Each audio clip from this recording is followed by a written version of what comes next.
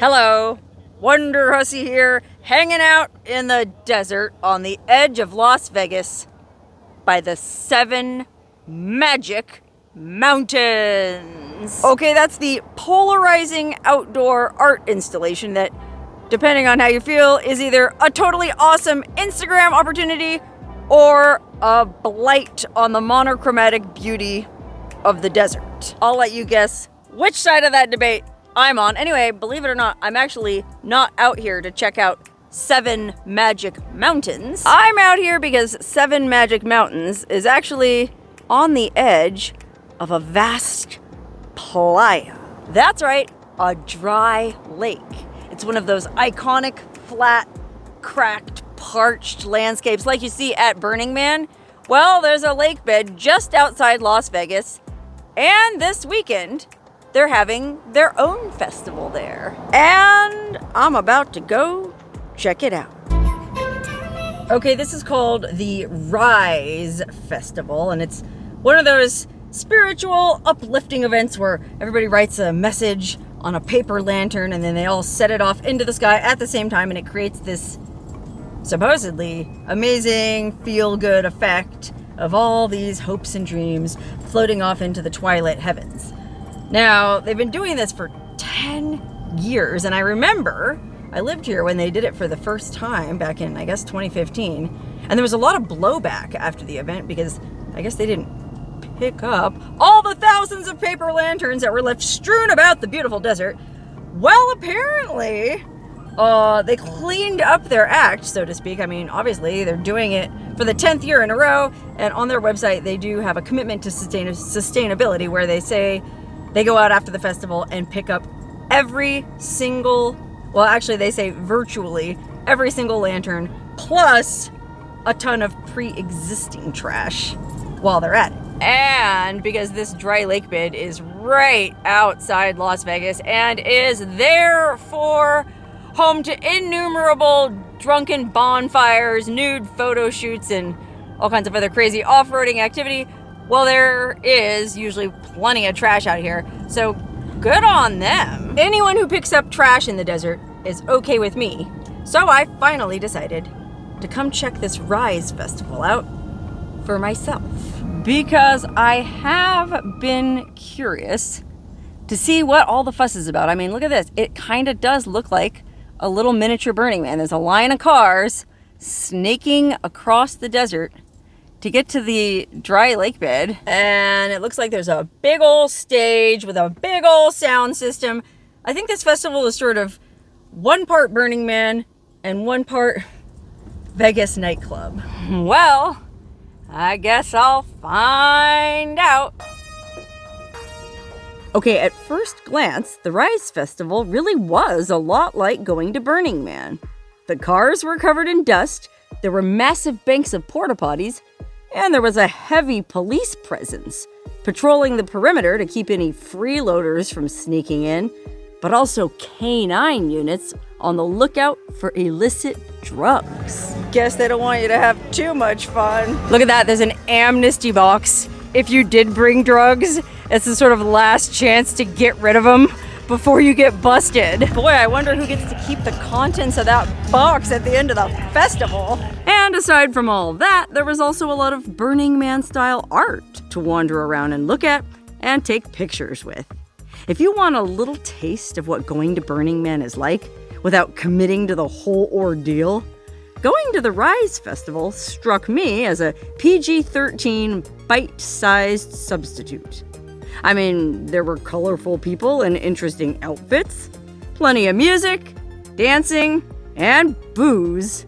Although that's where the Rise Festival is more like a Vegas nightclub, with fenced-off VIP sections and cash bars selling $19 margaritas. Although drinking water refills were free. All of that was pretty interesting, but the main point of this festival is the lantern ceremony.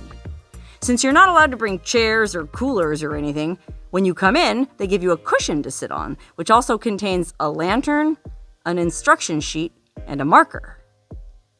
As the sun sets, you write your intentions on the lantern with the marker, and then people go around lighting the thousands of tiki torches lined up around the festival grounds. The idea then is to hold your lantern over one of the tiki torches until this little square puck at the bottom, which must be impregnated with paraffin or something, catches fire.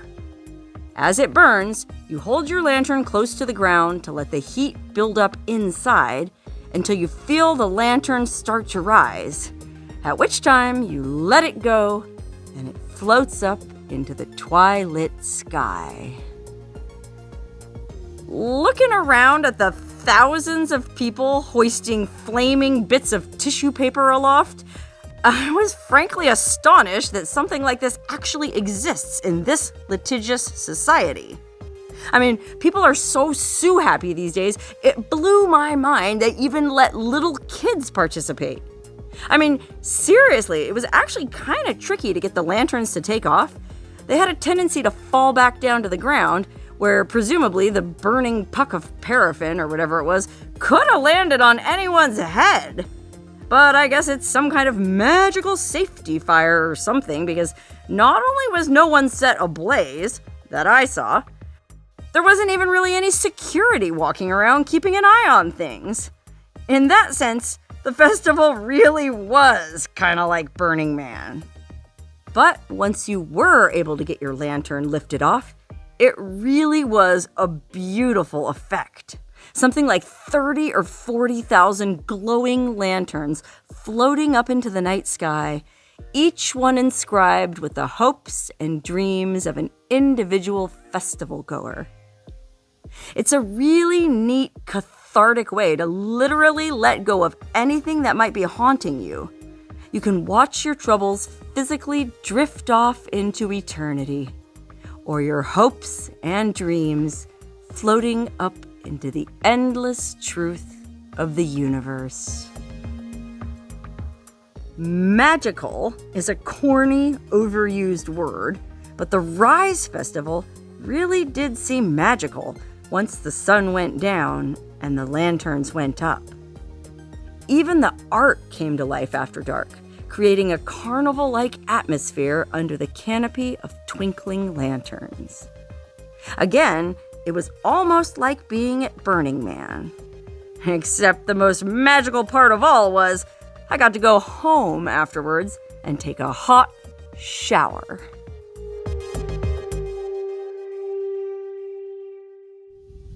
And just like that, it's like the Rise Festival never happened. That's right, just like I've done at Burning Man up on the Black Rock Playa, I came back to the site of the festival 8 days afterward to see just how well these guys cleaned up.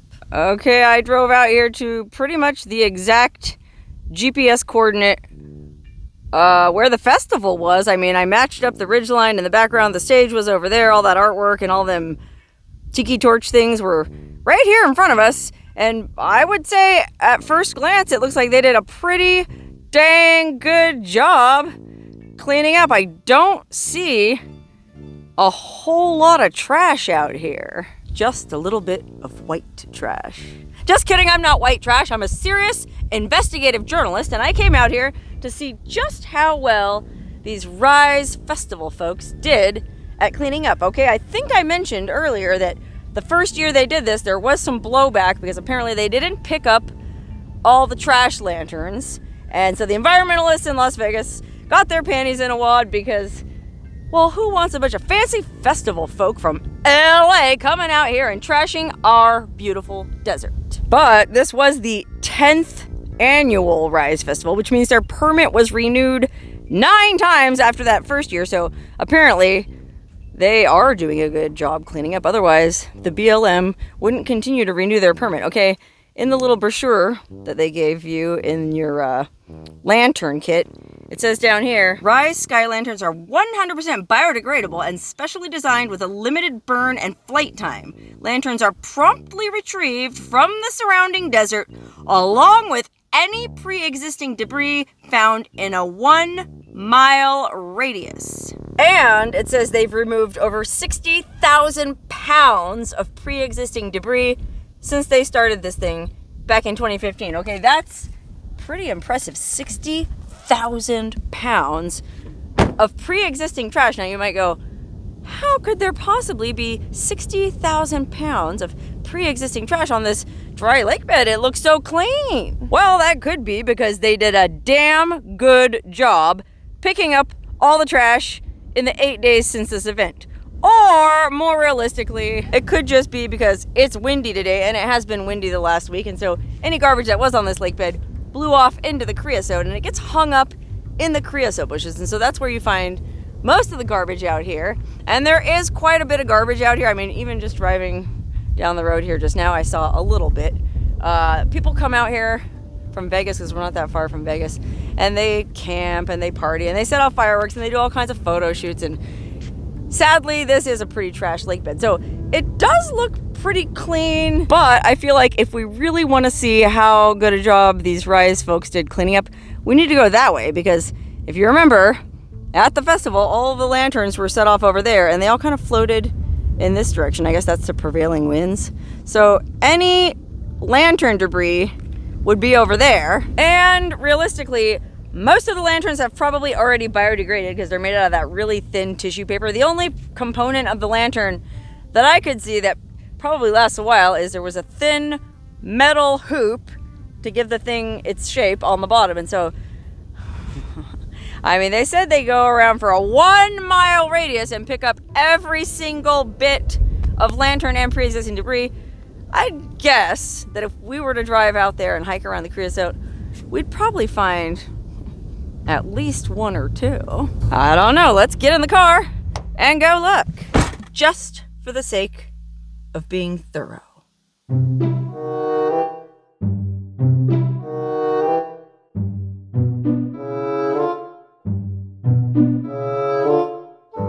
I don't know, guys. I'm only 0.7 miles from where the festival was, well within the 1 mile radius within which they supposedly picked up all pre-existing debris. And, well, I found this beatbox wine container, which I'll go ahead and throw in my trash baggie and dispose of myself. Okay, to be fair, that wine box could have been dumped here sometime in the 8 days since the festival, but I don't know, man. This thing looks like it's been out here for a while, so. What's this? Oh, ho! Ironically enough, it's the page from the Rise Festival brochure that talks about sustainability. Busted! Well, I'll go ahead and add that to my collection too. And keep on looking, because there's no telling how much garbage I'm gonna find out here. What's this? Looks like a fragment of a lantern. This is that tissue paper that the lanterns were made out of. I mean, I guess they get snagged on these sharp bushes. I mean, realistically, I'm not that big a jerk to give them grief over a piece of tissue paper, which realistically probably is gonna biodegrade, you know, by next week. But I'll add that to my bag too and keep looking. I mean, not 5 feet away from that, there's a plastic handle, which has nothing to do with the lanterns, but is definitely pre-existing debris within a mile radius of the event site. So if nothing else, Rise, you're being a bit disingenuous. I'll just add it to my collection.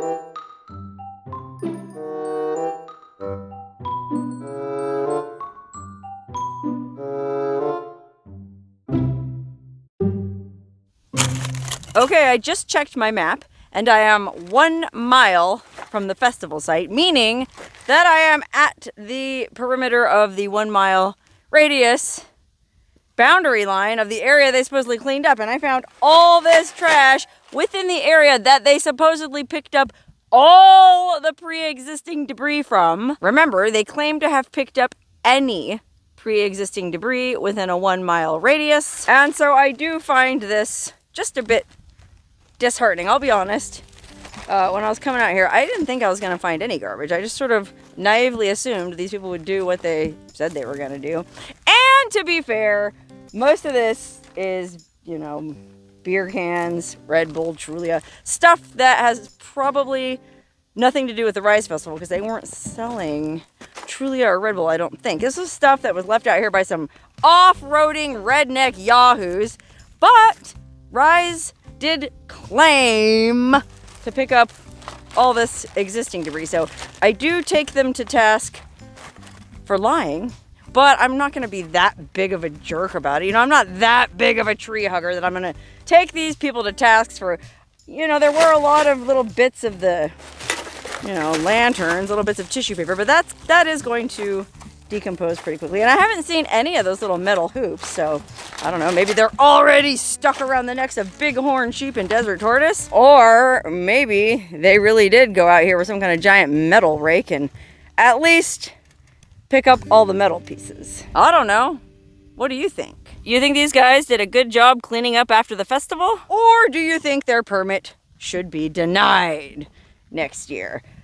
I guess it depends on your point of view. Okay, I'm not necessarily a tree hugger, but I am someone who loves the desert. You know, I love these pristine, wide open spaces under these magnificent skies with these beautiful, magnificent, scrubby little creosote bushes. Okay, magnificence is in the eye of the beholder. But anyway, as someone who loves the desert, I do hate the idea of someone saying they're going to clean up and then not really cleaning up. But because it is mostly pre-existing debris, I guess I'm going to go ahead and give the Rise Festival folks a pass on this one.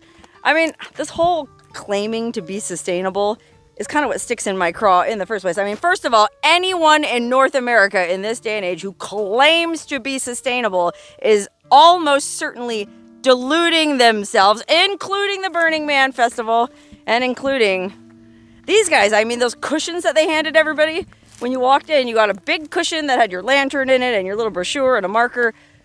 Well, at the end of the event, I was looking around at all the thousands of cushions laying on the desert floor, and I went, well, golly, I'm going to take some of these with me because I could use them on my porch swing at home, you know? So I went around and, well, I asked the security guard if I could take some, and he goes, oh, yeah, sure. We're just going to throw them away anyway.